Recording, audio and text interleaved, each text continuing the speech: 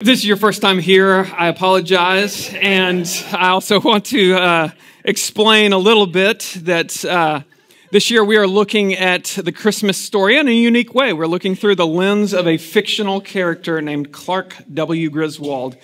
Specifically, we're taking this movie and we're kind of making it our own, because what I like about this movie is that it's about a man, and as flawed as he may be, he had a vision of the perfect Christmas. And so he decided that he was going to try to bring the perfect Christmas in a few ways. Last week we talked about the perfect tree. He wanted the perfect tree.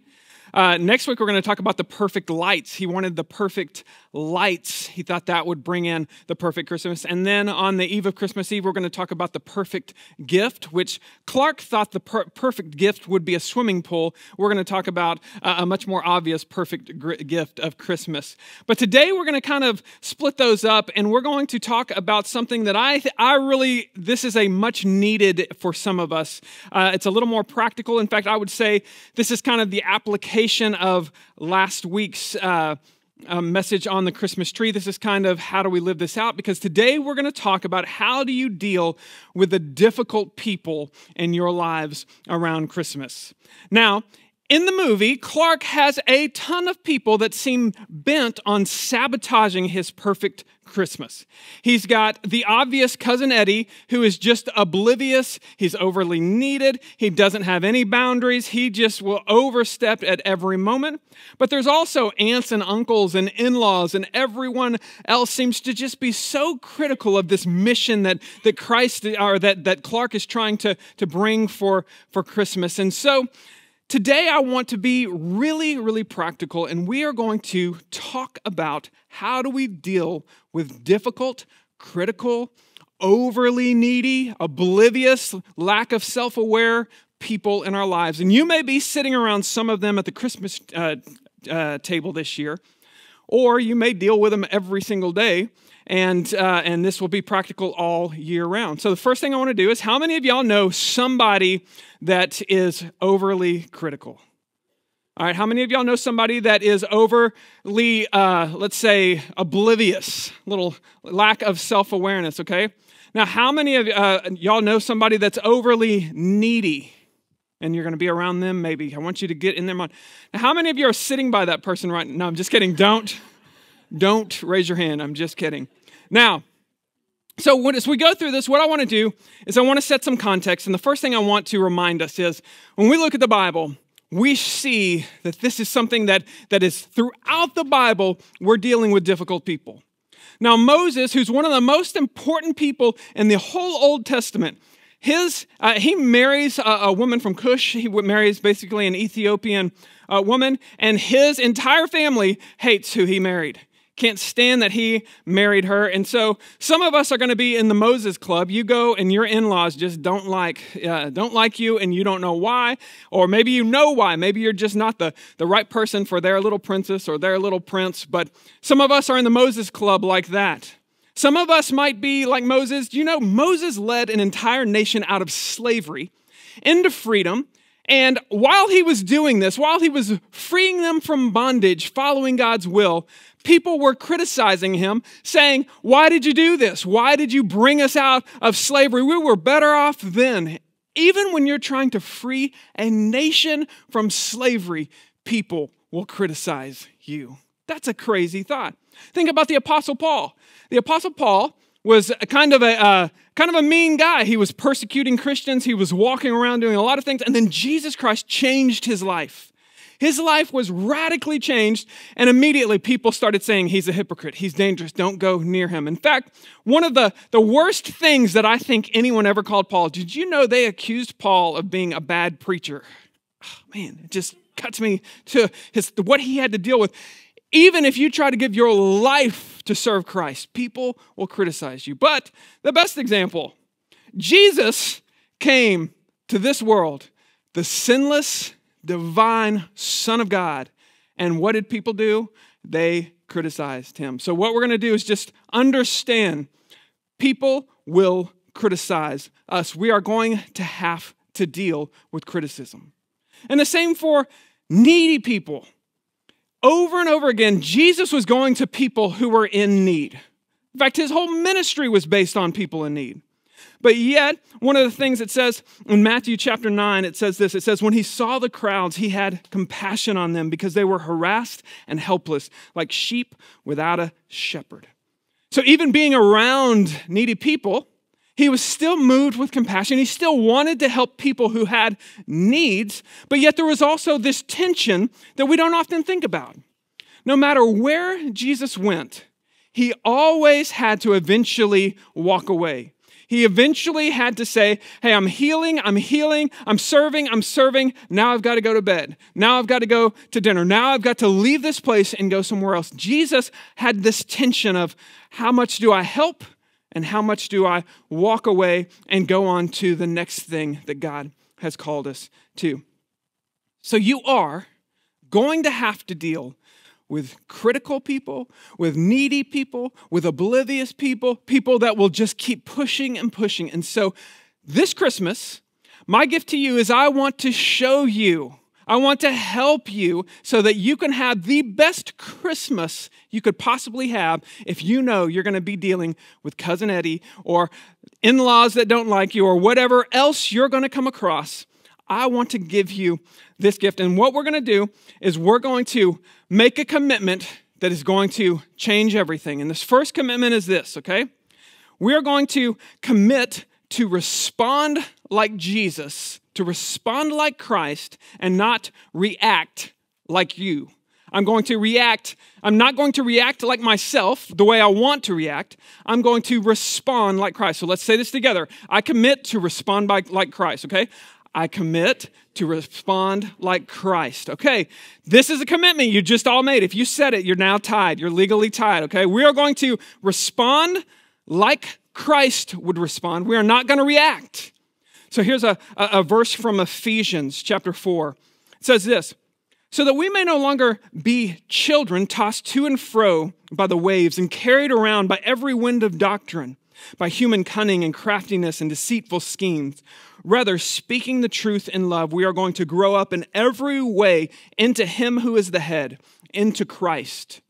In the church, they had a whole bunch of theological disputes, and one of the things Paul said is when you're around people who are argumentative, people who are being divisive, we are not going to get caught up into these discussions and these arguments so that our emotions go here and there. Instead, we are going to always represent, we're going to grow into maturity into Christ. So that is the commitment we are making today, is you know you're going to be around difficult people. You know you may be sitting across from someone that for the last 10 Christmases has almost ruined Christmas. So this year we're making a commitment. We are going to respond like Christ, not react like ourselves. Because here's what I know. When we react the way normal people react. And there are 3 famous ways that people react, right? There is fight, there is flight, and there is freeze. Now, maybe you just know, listen, this year you've already geared up. When so-and-so says what they're going to say, I'm going to fight. I'm going to stand up and I am going to fight. Maybe that's your reaction is I'm not going to let them do that this year. I'm going to fight. And so maybe, you've got a topic and you're like, I just don't want to talk about this topic. And maybe there was something that happened to you when you were a little kid or you were something and you were humiliated. And every year, you're like, I don't want to talk about that. That was a long time ago. And yet you've always got that uncle or that relative that will say, hey, you remember that thing that you did a long time ago that humiliated you, embarrassed you, and that you get so mad every time somebody talks about it? Hey, let's talk about that. And let's talk about that in front of everyone. You remember, you might have that person in your life.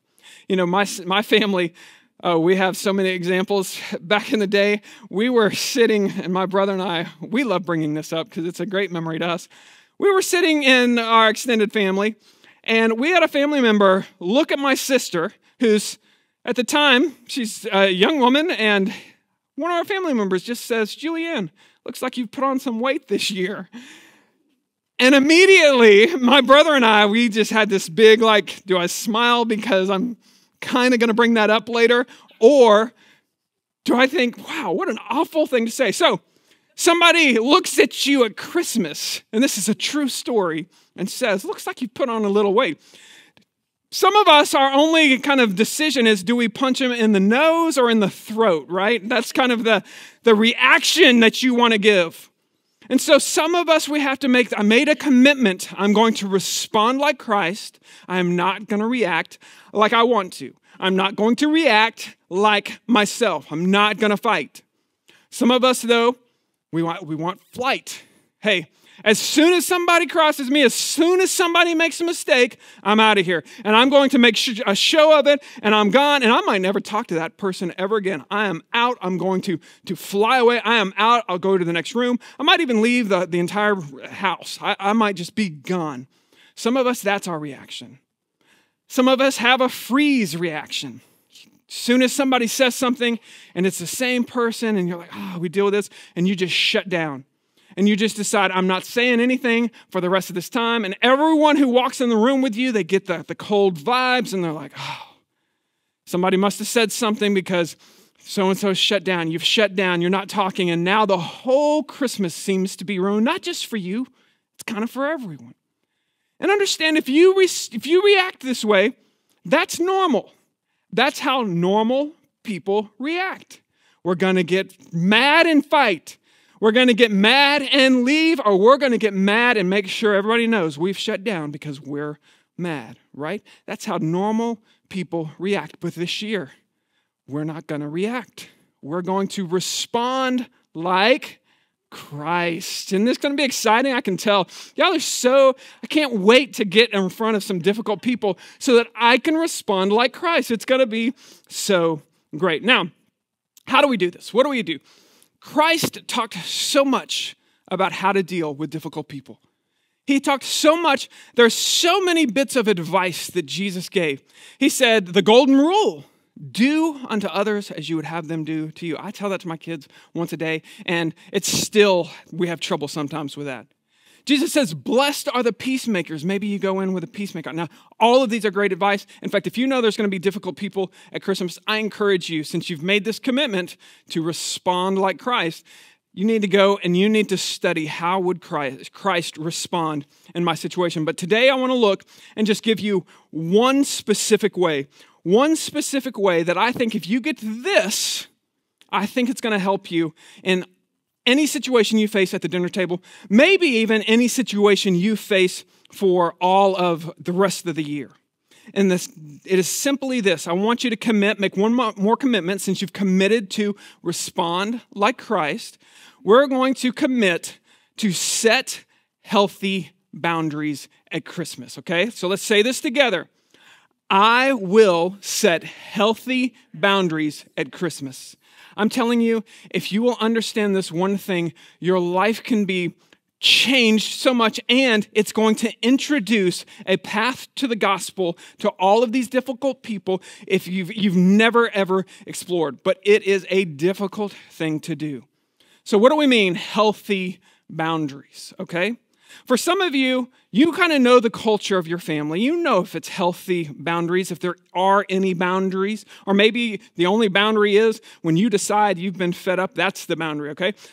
We're going to set healthy boundaries, okay? I want to show you that in the Bible, we see that God is a God of boundaries, okay? Psalm 16:6. It says, the boundary lines have fallen for me. This is David. The boundary lines have fallen for me in pleasant places. Surely I have a delightful inheritance. David had this moment where he was able to say, you know what, life is good for me right now, and it's good for me because I have these boundary lines. Inside of these boundary lines, I'm protected, I'm safe, I have joy, and my enemies are outside, and my enemies aren't coming inside my boundaries. I'm not leaving the boundaries that God has given me, and I'm not going into the enemy territory, and for now, I've got this delightful inheritance, and it's all because I have these boundaries. In Deuteronomy 19, there's the law that God gives us, and he says this, you shall not move your neighbor's landmark, which the men of old have set. In other words, when we have boundary markers that have been drawn for our countries and for our property, we're going to respect those boundaries. Proverbs 22:28, do not move the ancient landmarks that your fathers have set. Now, in those times, I want to show you a picture of of a boundary marker. There's a boundary stone. This one's called a Kaduru stone. This is a Babylonian stone. But basically what they would do with these stones is they would carve on them a curse. And they would mark out the boundaries, and then they would put a curse. And whatever boundary you crossed, if it was a different God other than Yahweh, you had this curse of that God was going to curse you as you went across that boundary. But one of the things that's interesting is every single country in that area, every single king in that area would set up these boundary stones. And there was always kind of a clear marker. Here's a boundary. And it would also have the consequence. Here's what's going to happen if you disrespect this boundary stone. And so some people would walk up on a stone like that, and they would see maybe it was at a river or a set of trees or just a clear road, and they would see that boundary and they would decide, we're not going to cross into this land. Instead, we're going to go around this land because it was a boundary marker. Hosea 5:10. This is the prophet Hosea. He says, the princes of Judah have become like those who moved the landmark. Upon them I will pour out my wrath like water.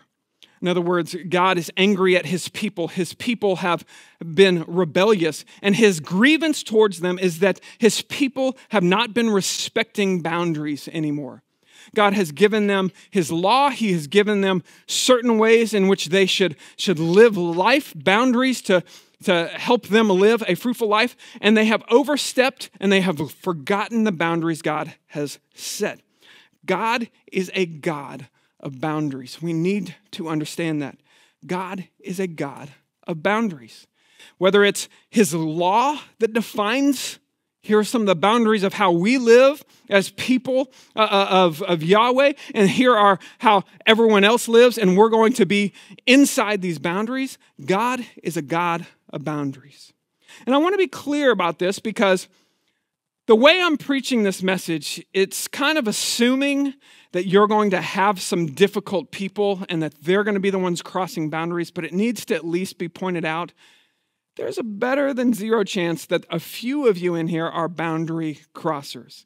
A few of you in here are thinking to yourself right now, you know what?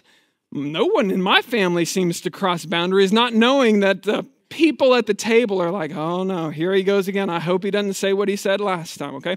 So we need to understand God is a God of boundaries, and so I need to work on being self-aware and make sure every single one of us in here has a boundary. And you need to understand that. And so when I'm interacting with a person, when I'm at Christmas, at the Christmas table, and I'm having a delicious ham or whatever you're having, you need to understand every single person here has some boundary, and I need to be aware that boundaries exist. But the bulk of what I want to talk about is just how do we deal with people who cross our boundaries? Because boundaries define relationships. Boundaries define relationships. My son Oliver showed me a YouTube prank. In fact, I was going to show it, but I thought it's too distracting because it will bring up too much conversation. My kids, they are my new source of information into this world about what's going on. And he brings me this clip, and he is laughing about it so hard. And I see this clip, and I don't laugh at all at first. I've laughed since, but when I first saw it, all I could think about was boundaries. It was a guy who pulls up to a bank teller, and he just begins to talk to the bank teller. He says, hey, I just got paid, and I want to make a deposit. She sends the little vacuum tube to her. He pulls out a bunch of hot dogs, and he puts the hot dogs in the vacuum tube, and then he sends them up. And when the teller is amazed and shocked and mad, he says, my boss paid me in hot dogs today, so I just want to deposit them to eat later. My kids thought this was so funny. And he did this several times, and some people, some of the tellers were in on, they laughed about it. But the ones I saw, the tellers I just felt for them. Because who's cleaning up the hot dog juice from the vacuum? It's not the guy, right? And so to me, I was just like, man, I understand my kids think this funny because they got no boundaries sometime, right? But all I could think about is, listen, this is you, and until you work in a job, you can't understand that there's this work job boundary that we just know, right? It's fine if a coworker pranks a coworker That's okay because you can kind of get back. And it's fine if someone in their free time and their personal time pranks someone else in their, that's fine. But there's just something about pranking somebody on a job when you're not on a job. There's this boundary that I can't really explain to you. It just exists. And so even though I see why it would be funny to my kids, all I could think of, just kind of a boundary was crossed. All of us have boundaries. Your personal space. If I were to preach the whole message like this, it's kind of, warm your hands, yeah. But it tells you, John is in my Connect group, okay? I have a good relationship. If it's your first time here as a guest, I'm not going to come do this to you. In fact, you're probably on the back row or you've got a buffer anyway. And I would also tell you, I'm not going to do this to my wife in the middle of church either. In fact, it's interesting that I know my wife's boundaries, I know Jonathan's boundaries, and in the public setting, I can actually get closer to Jonathan's public. It's just we know relationships. Relationships are defined by boundaries, and in our personal states, we all have them. They define relationships. And so if you want to have a healthy Christmas with your family, with relationships, you have to understand these boundaries. You have to understand that boundaries are playing a part here. The next thing I want you to see is that boundaries are here to protect us. The reason we have boundaries to protect us. I have a fence in my backyard to keep my dog from running out into the street and getting run over by a car, but it also keeps people from just wandering into my house. It protects the people inside and it protects the people outside. And also, you can kind of tell the relationship. My son, Elliot, every day jumps over the back fence because it's quicker to the bus stop. If you jump over my back fence, it's probably a little different. I'm probably going to stop you. In fact, I was sitting at a chair reading, and all of a sudden I hear the little keypad opening our door, and a little first grader just walks straight into our house. And he looks at me and he says, "Mr. Halpin, is Annie here?" To which I say, "Max, how did you get our code?" "Oh, Annie told it to me." And I said, "Max, this is what I need you to do. Max, I need you to go outside. I need you to knock on the door, okay? Knock on the door and wait outside, and then I'll go find Annie." Because he had crossed the boundary, and I had to make sure, hey, there's a proper way to do this, so let's just define the relationship. You are the person that goes and waits outside. You knock on the door. Even if you see Annie go through, there's a relationship here, and that's to protect us and to protect you next time, right? Now, how do we respond like Christ? One thing you may not think about is this.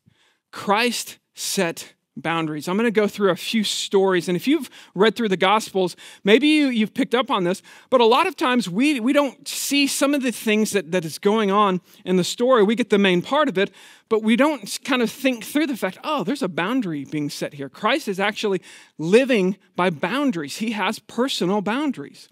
In Luke chapter 4, 42 through 44, it says, "And when it was day,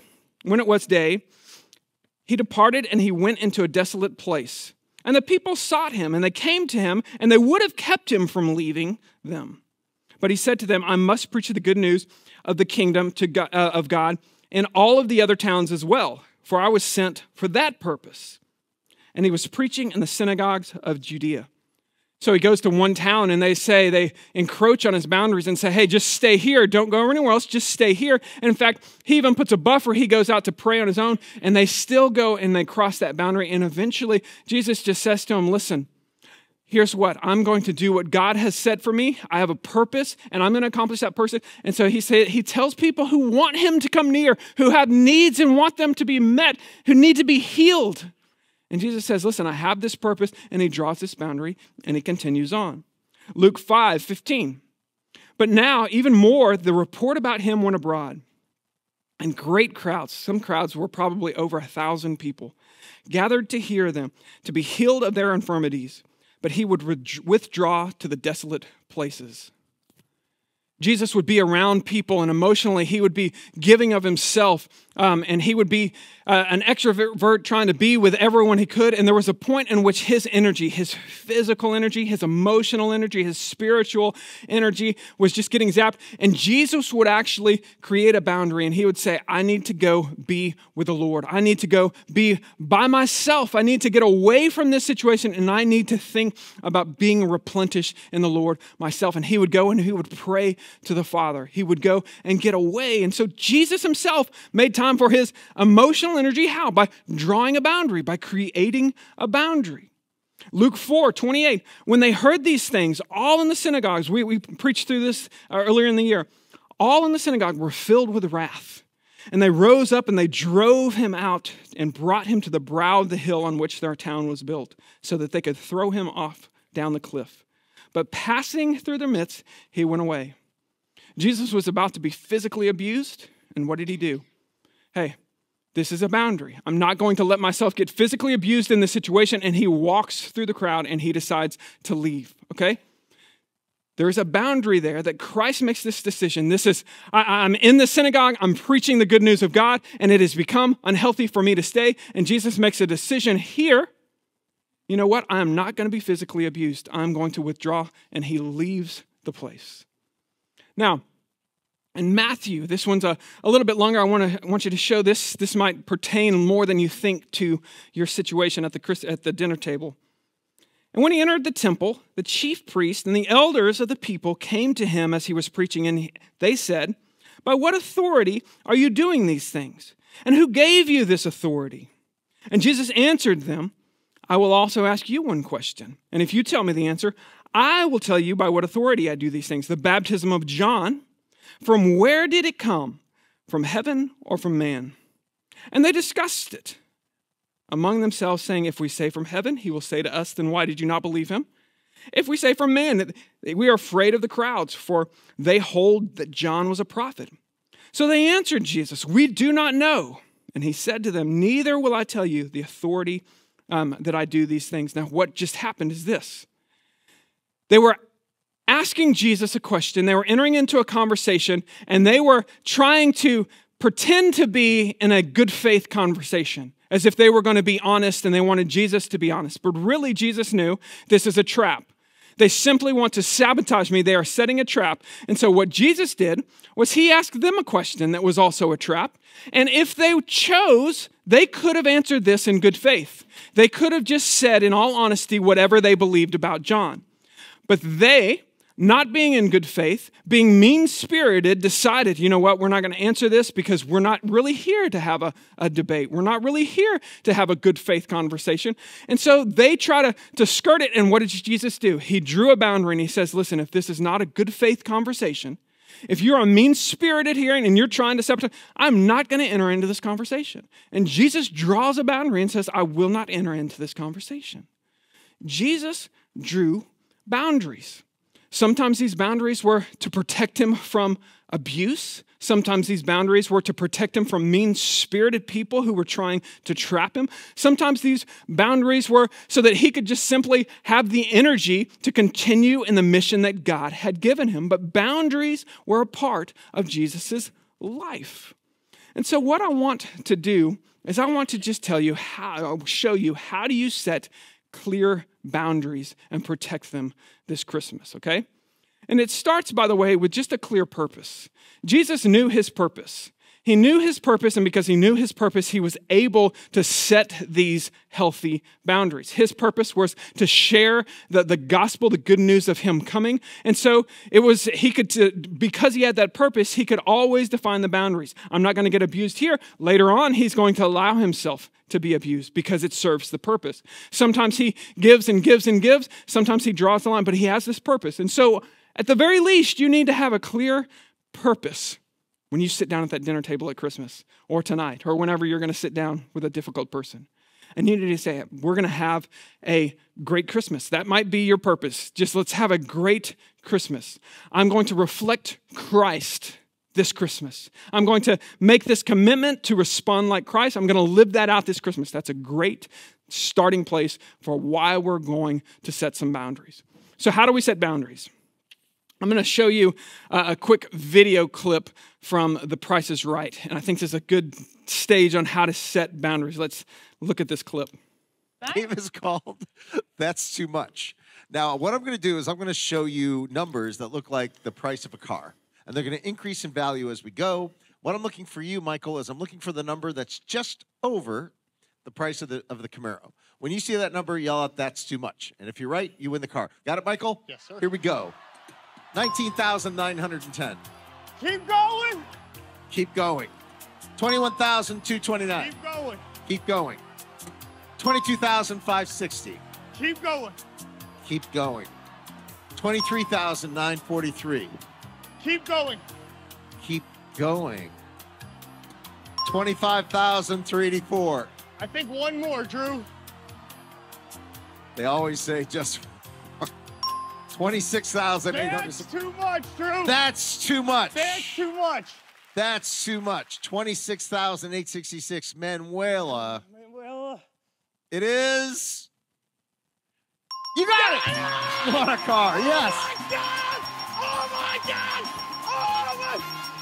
How many of you, when you go to the Christmas table this year, your dinner table, somebody's going to play a game of That's Too Much, okay?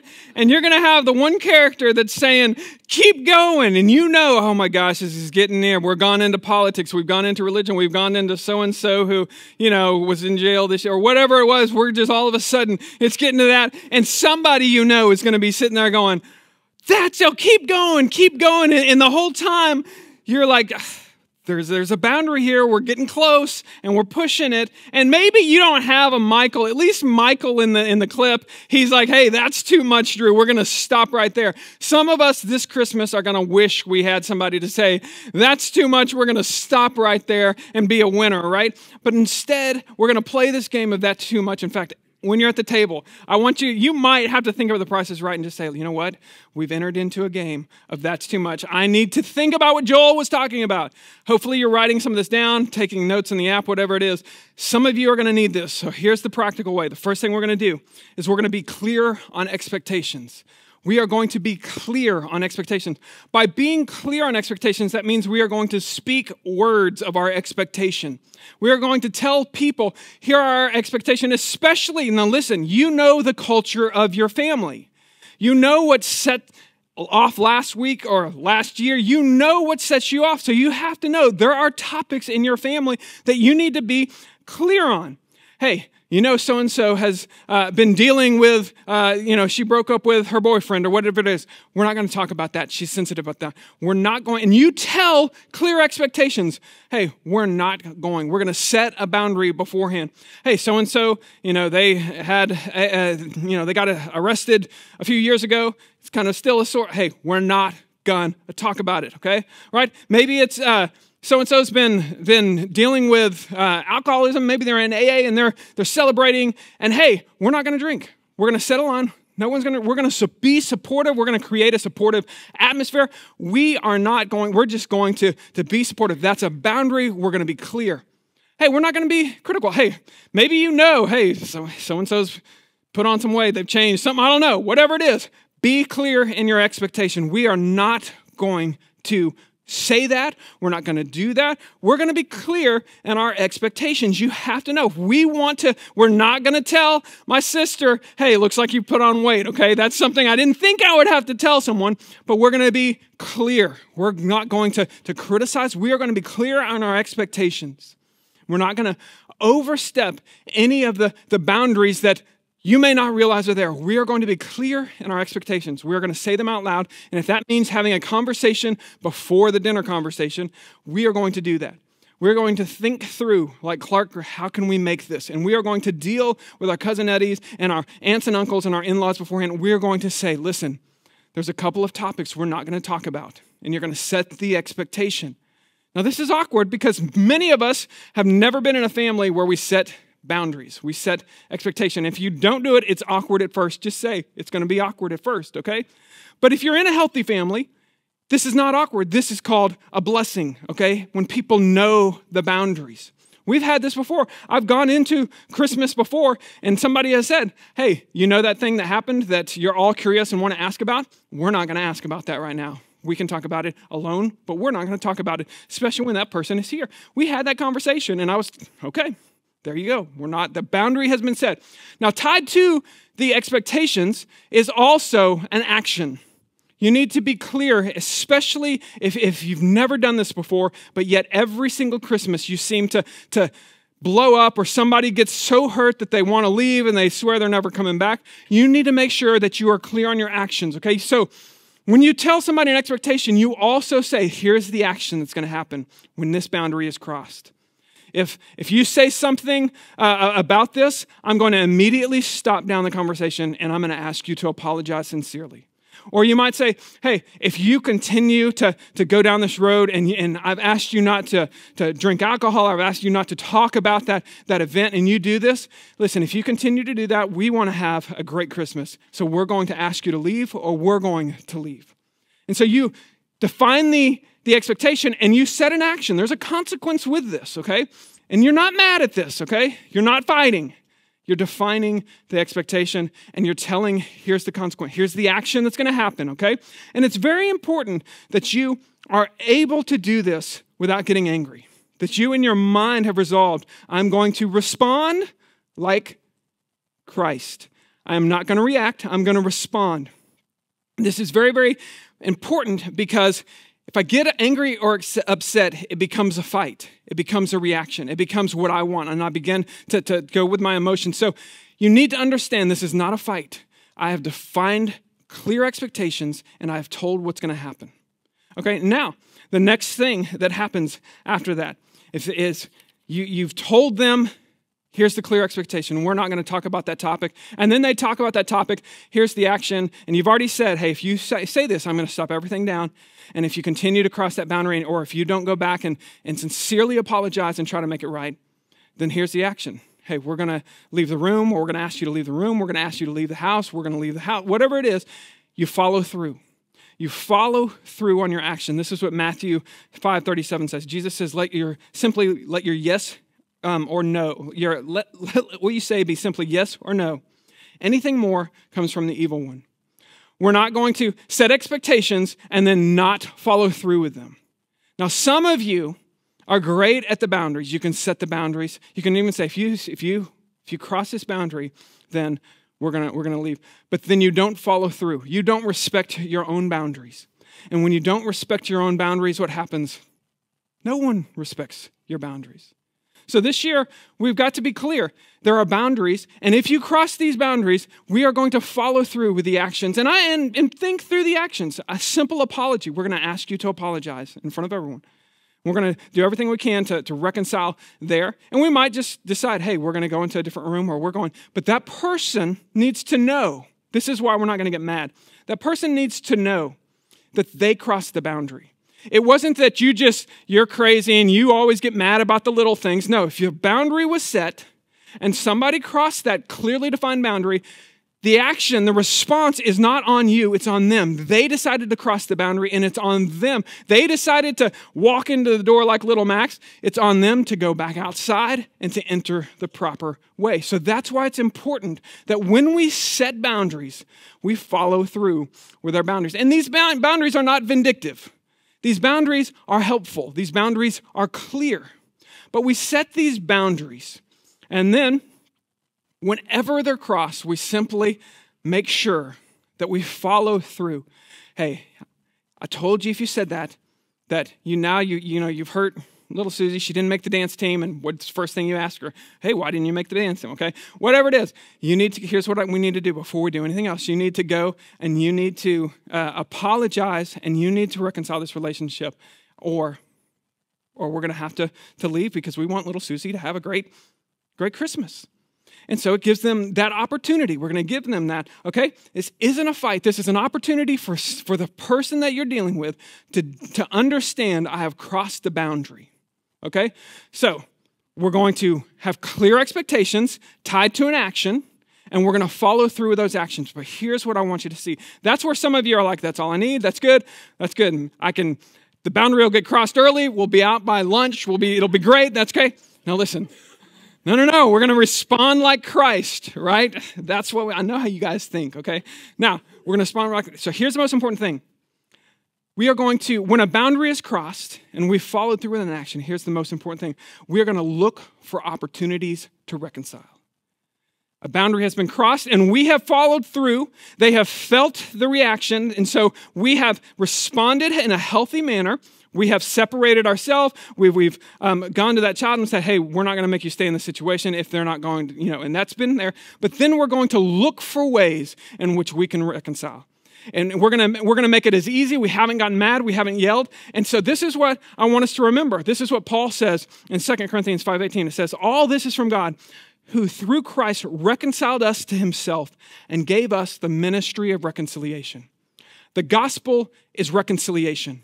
The gospel of Christ, the message of Christ is God drew some boundaries. You and I crossed over these boundaries. We broke his laws. We've rebelled against him. We've sinned against him. And what did he do?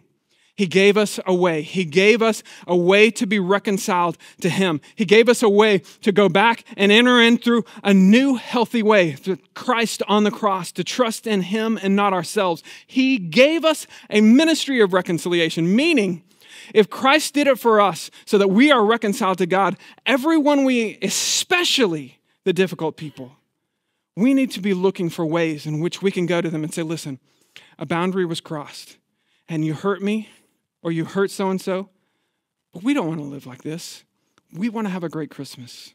I just want to encourage you. I want to give you the opportunity to just go, and we promise if you will apologize or if you'll go back and you'll take some steps to reconcile this, we would love to reconcile this. This is the story of the prodigal son, right? The father has boundaries crossed left and right, and his son leaves and basically loses all his stuff. And the father says, listen, you've left the boundaries, but you are always welcome back. That is the gospel. We had a situation a few days ago where we were trying to have the perfect Christmas. And so I went and bought a beautiful Christmas tree at Lowe's. And Annie was so excited she was going to help us with this Christmas tree. And something happened. We don't have any idea what happened, but she went from a happy little girl at Lowe's to a mad little girl at Lowe's. No explanation, but I think I'm learning that's kind of how it's going to go for the next umpteenth years. And so she's all of a sudden, she's upset. She's mad at everybody. And we get home with a Christmas tree. We get it set up. And Annie goes in her room and she is mad, won't talk to anyone. And she is under the covers in her room. And she's missing out on us as we put the ornaments on the tree. And we could have kept going. She had kind of made it miserable for us, which seemed to be part of her goal. And so we were in that, do we keep going? Do we keep going? We can have a good Christmas for us. But instead I went in there and I simply said to Annie, I said, listen, Annie, we love you. And she's under the covers, so she's not looking at me. I said, Annie, we love you. And listen, my best guess is you get at least 18 Christmases here. Hopefully, we'll have many more, but 18, and then maybe you go to college. You're 9 years old. You're halfway. We only have 9 more of these. I said, Annie, I would love it if you would come out and be happy and enjoy this moment with us. And Annie, under the covers, she just peeks her head up and she said, okay. And then she said, just give me a minute. And then I left, and she came out with a full smile on her face. And the reason is because even though she knew she had crossed some boundaries, we gave her some space and we said, listen, we want to give you a way in which you don't have to overly repent. We're going to give a lot of forgiveness your way, but we want you to be able to come back and be reconciled right now. And so we had a clear boundary. We're not going to let you act like this way while we're doing the tree. But man, what a blessing it was because it showed her, here's a way back. When you're with that person, just remember, you were an enemy of the cross. You have crossed boundaries with God. And he didn't say, you're going to have to keep working and working and working. You're never, ever going to be able to make it up. And maybe at the end, if you're good. Instead, he said, listen, all is forgiven. If you'll trust in me on the cross, he made a way. So the best thing you can do when you set these boundaries is then do it with a heart of now. I've set these healthy boundaries, but I'm ready to lay them down. I'm ready to invite you in. All right, so what are we going to do? When we meet our cousin Eddie or our in-laws or our whoever it is, we're going to be clear on expectations. We're going to be clear with the action that happens when that boundary is clogged, when that expectation is not met. We're going to follow through on the action.